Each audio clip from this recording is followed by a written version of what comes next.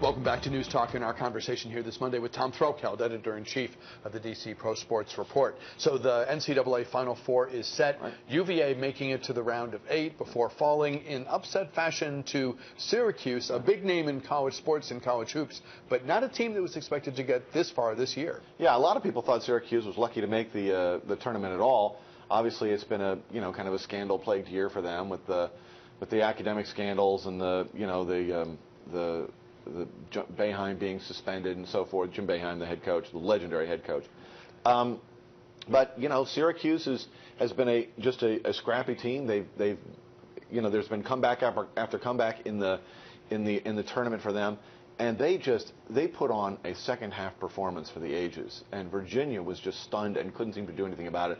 I think they scored 21 out of 25 points. They went on a 15-0 run in that second half, and it was really Malachi Richardson, this freshman who was doing everything. He was driving to the hoop, he was raining three-pointers down, and here you have on the other side you have you have the conference defensive player of the year and player of the year, Brandon Bragdon of Virginia, and he's helpless. He can't do anything. He shoots, I think, 2 for 14 in the game and finishes with 10 or 12 points.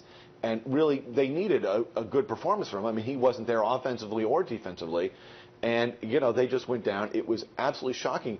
The first half of that game went the way you would expect it. I mean, they were up by 16 at halftime. Virginia had been a much better team than Syracuse all year long. And at halftime, you're thinking, well, this is going according to script. What else is happening in the sports world, if you're a sports fanatic?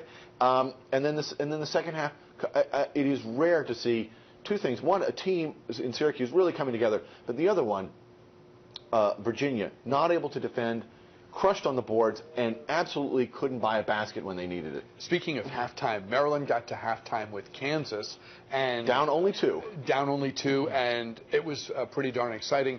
They're dominated in the second half, and they fall there in the round of 16. Right. And there was an interesting discussion on talk radio the next day. Did this team underachieve? Right. Or did they get about as far as you expected their talent to go? And I can understand folks arguing that one, frankly, either way. Yeah, well, I mean, look, they'd gone further than the program had in 13 years. So, that's obviously an improvement. On the other hand, they were the number 3 ranked team in the nation when the season began.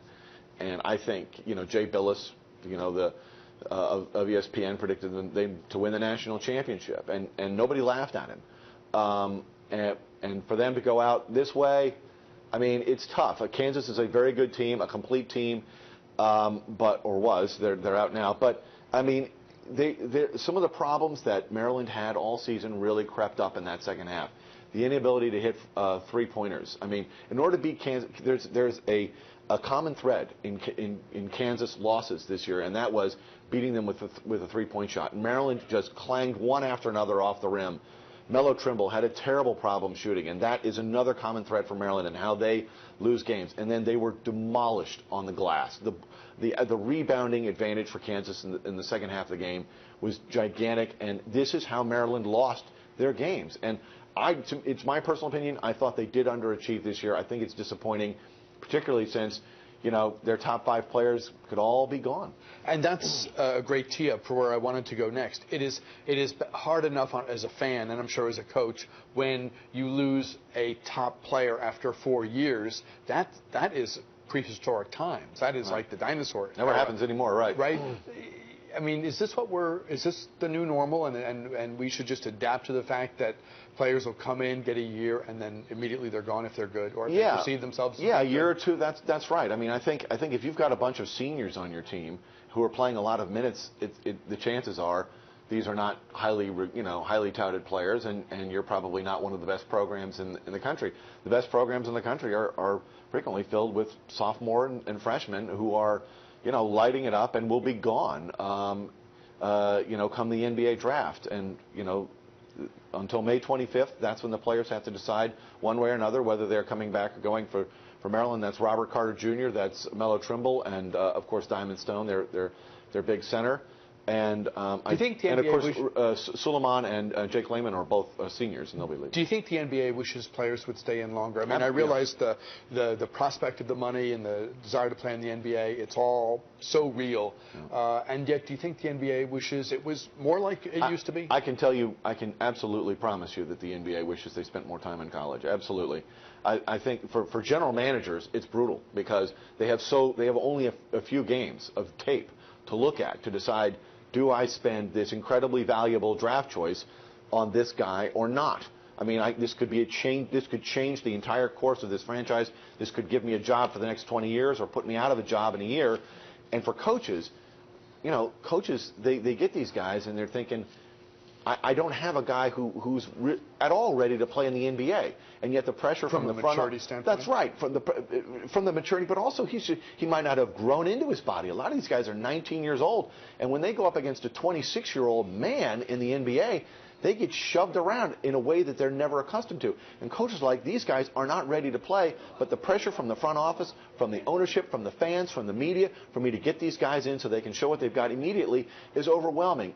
I guarantee you, everyone involved in coaching and in the front office of the NBA wishes these players stayed longer in college. It's been a fascinating NFL free agency, and in the couple minutes we have left, I want to talk with you about Alfred Morris going to Dallas. It's going to be a shock to the system, given what he and Robert Griffin III meant to this team back in 2012 when they were the surprise winner of the NFC East. To see Alfred Morris, who's a fan favorite as well as someone who's had some great who racked up some great numbers when he was here, to see him in a Dallas uniform is going to be a shock. And if he does well, it's going to really mean something in terms of the NFC East. And speaking of Robert Griffin III, he's going to Cleveland, which has been such a cursed franchise in terms of quarterbacks. You can say it's a dumpster fire. But what a drama it's going to be to see if he can regain any of the success he had in his rookie season. That's right. It's going to be fascinating to watch. You have a new head coach in Cleveland. They seem to have a new head coach every 2 years. Hugh Jackson, who was the offensive coordinator for the Cincinnati Bengals, their division rival. Jackson is a guy who's credited with turning Andy Dalton into a star quarterback last year and developing Joe Flacco in Baltimore before that. He's got a real challenge here. Robert Griffin is not anywhere close to a starting caliber NFL quarterback. He hasn't put anything on tape that would indicate that since 2012. And that is why very few teams were interested in him.